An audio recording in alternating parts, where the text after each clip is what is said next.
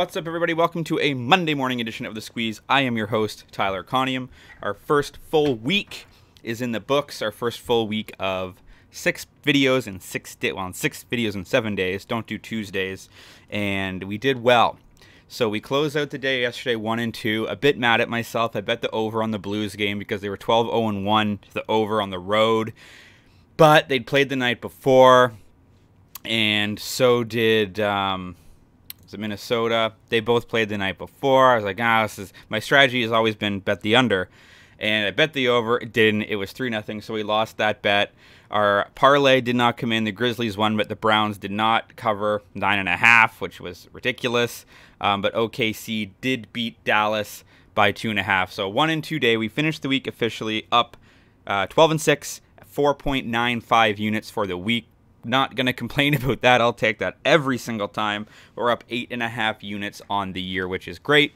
Did a live show yesterday, and might be a one and done if I'm being honest with you. I didn't take into account the amount of work to do a half-an-hour live show on a Sunday morning at 10 o'clock when I've got kids and a responsibility, etc., etc. I think that doing these 5-minute videos is fairly quick. It's very fun. I enjoy it very much. Think I might just stick to that, and maybe every so often, if it calls for it, do a live show if there's big topics. But I think I'm probably just going to stick to the picks. I think that's what people are here for. I think that's what people want to hear more often than not. I do have a minute or two at the start of these videos, or if there's something huge that happens in sports I can talk about. But I don't know. I didn't not enjoy it. It was fun. Bit time consuming for a Sunday morning, so we will see. 3 bets to get to today to kick off a new week. We're going to start in the NHL. We're going to go back to the back-to-back strategy that I like so very, very much. We're going to look at the Philadelphia Flyers at the Buffalo Sabres. So the Flyers played last night. They lost 6-2 to Toronto. They got shelled. Buffalo Sabres have not played in 2 days. Coming into this game, Philadelphia 15-18-6-1, Sabres 20-15-2. At home, Sabres are about 500, 9-8. Flyers are 7-8 on the road. I like Buffalo in this game, most definitely, but the juice just isn't there for me. It's -225 from the money line for the Buffalo Sabres. We're not going to do that. I don't love the puck line because when you look at the Sabres' recent wins, 6-5 in overtime, 5-4 in overtime, 4-3 in overtime. Their last 3 wins have all come in overtime. They did beat Detroit 6-3, but then they beat Vegas 3-2. They beat Colorado 4-3. So they're playing a lot of one-goal games. And even on the flip side with Philly, even their losses, obviously they lost 6-2 to Toronto last night.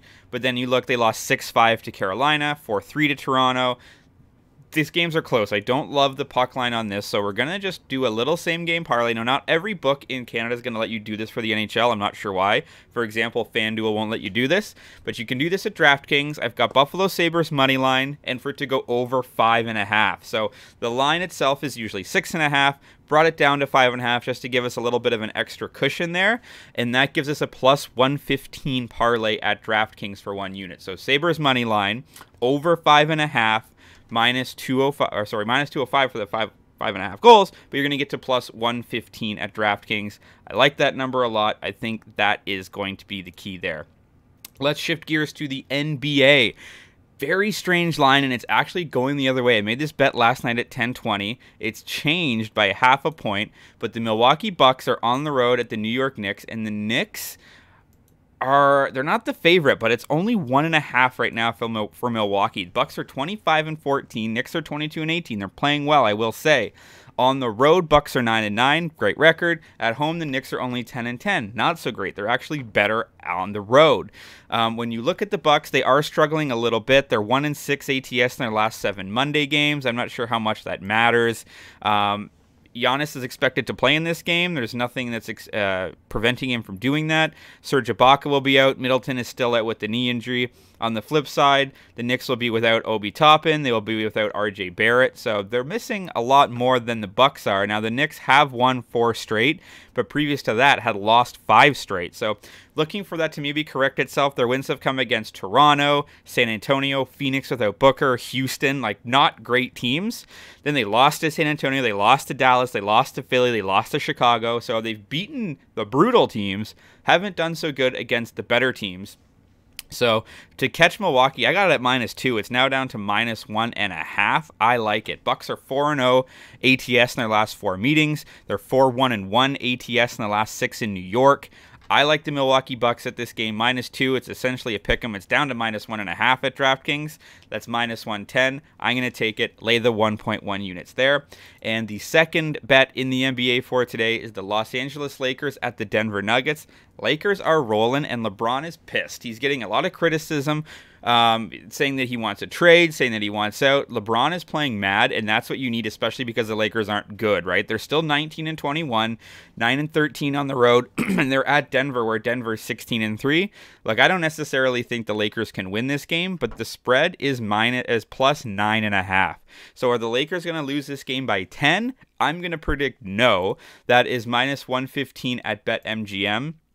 The Lakers in their last few games, again, they're on a 5-game winning streak. They've beat Sacramento, Atlanta, Miami, Charlotte, Atlanta.